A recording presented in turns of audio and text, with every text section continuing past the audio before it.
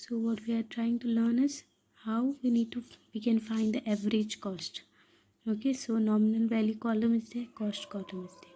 Now here what I've done is that whatever we have on the debit side of investment account, that we are adding. See, balance brought down that 2 lakh and 3 lakh, purchases 40,000 and 64,000, add bonus without the cost. So where cost is a minus, nil, then plus add right shares 1,12,000 and 1,34,400. Then you add purchases, which was 20,000 and cost was 36,000. Total up everything because next transaction is of sale and we need to find the sales average cost. So minus sold. The sold investments nominal value is 10,000 and cost is 20, but this 20 we are not going to write over here. We are just going to find out based on whatever holding we are having, what is the sold assets value.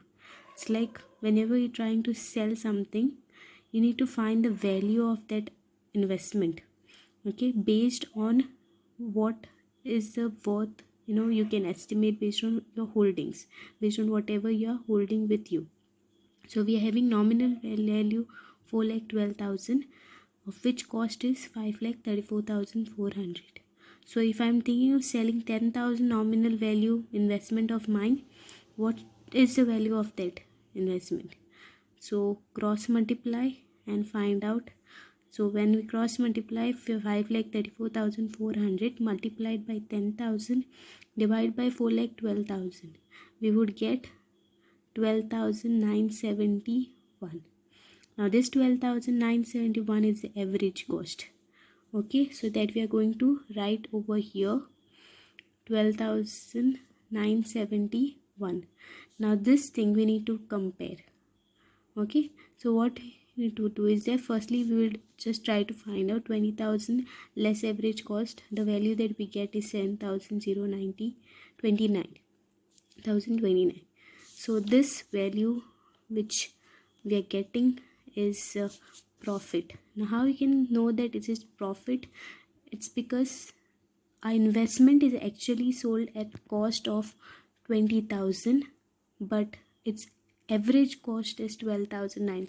So as per what investment Mr. Rajesh is already having with him, based on that he's 10,000 value investment which he has sold, its actual value is 12,971, but he has sold it for 20,000. So that means he has sold at a higher value, so he is receiving profit of 7,029. Therefore in investment account, profit will appear on the debit side to profit and loss account, in bracket profit. Working note number 7, we are directly entering in the cost column 7,029. Okay, and nominal value dividend column remains nil. So with this all our transactions are almost done. Okay, we can now find the that was sales was our last transaction. So we are done with his investment account.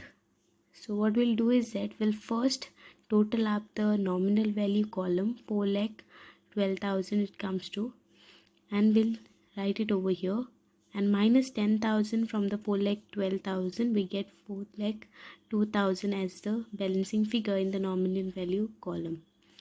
This is what you need to write by balance carried down. That means you are carrying forward his remaining investment to the next financial year. Then dividend column, since there is no dividend, so it will remain nil.